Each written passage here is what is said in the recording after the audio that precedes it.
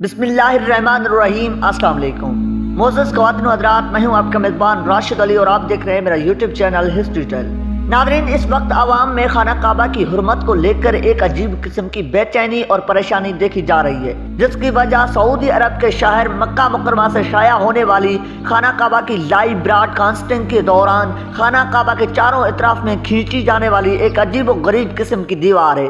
آپ کو بتاتے چلیں کہ خانہ کعبہ کے گرد کھینچی جانے والی یہ دیوار کوئی عام سیمنٹ اور بجرے سے بنائی ہوئی دیوار نہیں ہے، بلکہ ایک خاص میٹیریل سے بنائی گئی ہے۔ مسلمانوں کا ایک بڑا طبقہ جو خانہ کعبہ کے گرد کھینچی جانے والی اس دیوار کی حقیقت سے ناواقف ہے، شدید پریشانی اور انتشار کا شکار دکھائی دے رہا ہے، جس کی وجہ سے عوام الناس میں مختلف قسم کے آراء گردش کر رہی ہے۔ کچھ لوگوں کا خیال ہے کہ وہ کرونا کے دور میں مکہ مکرمہ میں موجود تھے اور بالکل ایسی دیوار اس دور میں مکہ مکرمہ کے گرد بنائی گئی تھی۔ وہ یہ سوچ کر پریشان ہے کہ کیا پھر کرونا آنے والا ہے جو خانہ کعبہ کے گرد ایسی دیوار کھینچی گئی ہے، جبکہ کچھ لوگوں کا کہنا ہے کہ یہ سعودی حکومت کی خفیہ کوشش ہے۔ اس کا مقصد یہ ہے کہ عام مسلمانوں کو خانہ کعبہ سے دور رکھا جا سکے، جبکہ کچھ لوگ یہ کہہ رہے ہیں کہ اس کا فلسطین میں ہونے والی یہودیوں اور مسلمانوں کی جنگ سے کوئی تعلق ہے۔ آج کی اس ویڈیو میں ہم خانہ کعبہ کے گرد بنائی جانے والی اس دیوار کی اصل حقیقت سے آپ کو مطلع کریں گے، تاکہ لا علمی میں کی جانے والی کسی بھی بات سے خانہ کعبہ کی حرمت متاثر نہ ہو۔ ناظرین، سب سے پہلے آپ کو بتاتے چلیں کہ اللہ تعالیٰ کی طرف سے جو سب سے پہلا کعبہ بنایا گیا وہ آسمان پر فرشتوں کے لیے ایک عبادت گاہ کے طور پر بنایا جانے والا کعبہ تھا، جسے قرآن میں بیت المعمور کے نام سے پکارا گیا ہے، اور اللہ تعالیٰ نے قرآن پاک میں اس کی قسم بھی کھائی ہے۔ اللہ تعالیٰ کے اس مقدس گھر کی عبادت کرنے والے معصوم اور گناہوں سے مبرأ فرشتے ہیں۔ جبکہ اللہ تعالیٰ نے آدم علیہ السلام کو زمین پر اتارا تو اس کے وقت یہی بیت المعمور انسانوں پر فرشتوں کی عبادت کا مرکز تھا۔ اس وقت زمین پر کوئی خانہ کعبہ موجود نہیں تھا۔ اللہ تعالیٰ نے حضرت آدم علیہ السلام کو زمین پر اس مقام پر خانہ کعبہ تعمیر کرنے کا حکم دیا جہاں اس وقت خانہ کعبہ کی عمارت موجود ہے، جس کے اوپر بیت المعمور موجود ہے۔ یعنی آپ اس طرح سے کہہ سکتے ہیں کہ خانہ کعبہ کی جگہ پر زمین پر بھی اللہ تعالیٰ کا گھر موجود ہے۔ اللہ تعالیٰ کے پیدا کردہ مخلوق اللہ کے حکم سے طواف کعبہ کرتی ہے، اور اسی جگہ آسمانوں پر بیت المعمور کی شکل میں اللہ تعالیٰ کا گھر یا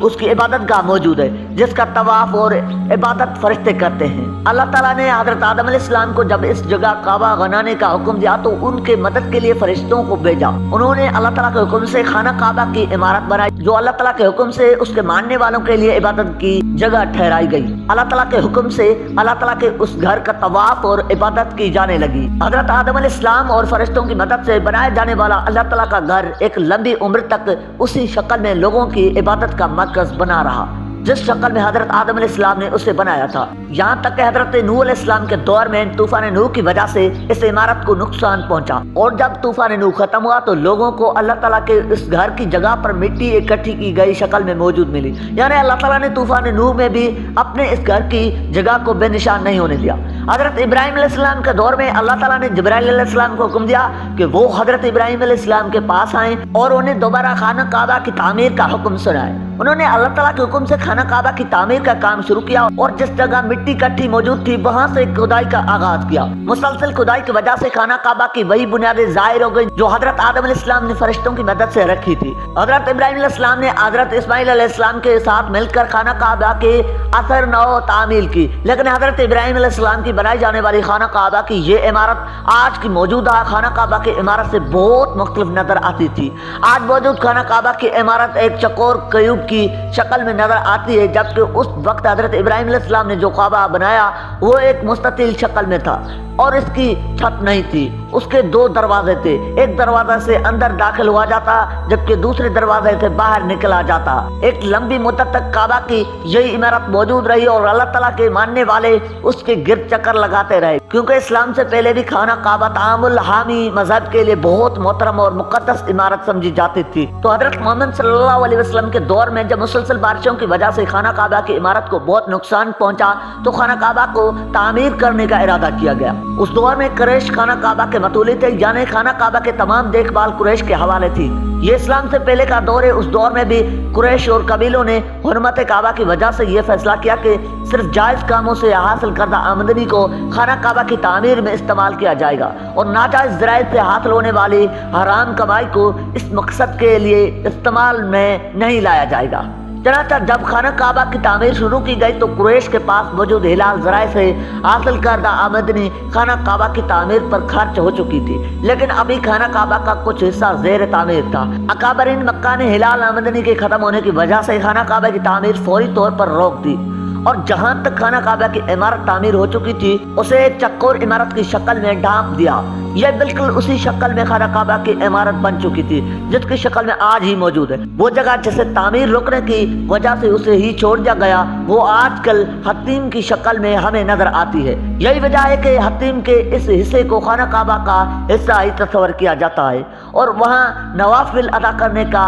सवाब इतना ही है जितना खाना काबा में नवाफिल अदा करने का सवाब है। और दौरान तवाफ इस हिस्से को तवाफ में शामिल नहीं किया जाता बल्कि इसके गिर्द ही तवाफ किया जाता है। फिर वक्त गुजरने के साथ साथ उस पर गलाफ काबा चढ़ाया गया और मज़ीद तरामीम की गई, लेकिन उन सब बातों में इस बात का ख्याल रखा गया कि खाना काबा की हुर्मत मुतासिर न हो। नबी करीम सल्लल्लाहु अलैहि वसल्लम के ज़माने में भी और उनके बाद भी जब खाना काबा में तामीर का काम शुरू किया जाता है तो खाना काबा में तवाफ काबा और दीगर इबादतें उसी तरीके से जारी रहती हैं, जबकि उसके साथ साथ खाना काबा में तामीर भी जारी रहती है। यानी किसी भी वक्त खाना काबा को इबादत के लिए बंद नहीं किया जाता। कोरोना के ज़माने में जब सोशल डिस्टेंस की वजह से बहुत सी सोशल एक्टिविटीज़ पर पाबंदी के साथ साथ मस्जिद में नमाजियों को जाने पर पाबंदी लगा दी गई, उस वक्त ऐसी दीवार खाना काबा के गिर्द खींच दी गई जिसका मकसद ये था कि लोगों को एक फासले तक महदूद रखा जा सके। लेकिन अब इस दीवार के खींचने का क्या मकसद है और ये दीवार इस अजीब और गरीब किस्म की क्यों बनाई गई है,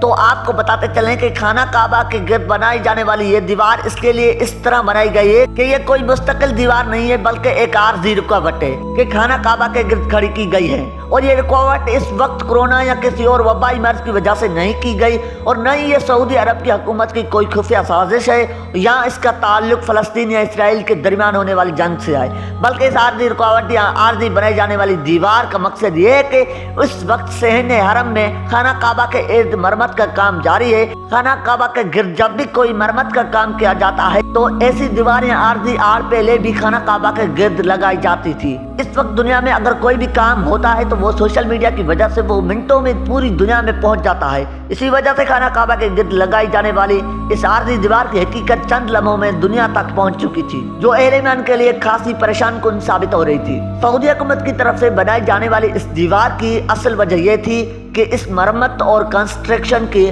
काम में इस्तेमाल होने वाले हथियार या दीगर मशीनरी की वजह से नमाजियों के लिए आराम और सुकून में कोई खलल पैदा न हो और न ही उनकी वजह से खाना काबा की हुर्मत पर कोई लफ्ज आए। अल्लाह से दुआ है कि अल्लाह ताला हमें भी अपने घर की ज़ियारत और रोज़ा रसूल की हाज़िरी नसीब फरमाए, आमीन सुम्मा आमीन। जी तो मोअज़्ज़ज़ ख़वातीन व हज़रात, ये थी आज की हमारी वीडियो। इस मज़ीद वीडियोस देखने के लिए हमारे चैनल को ज़रूर सब्सक्राइब करें। मिलते हैं एक न्यू वीडियो के साथ, तब तक के लिए अल्लाह निगहबान।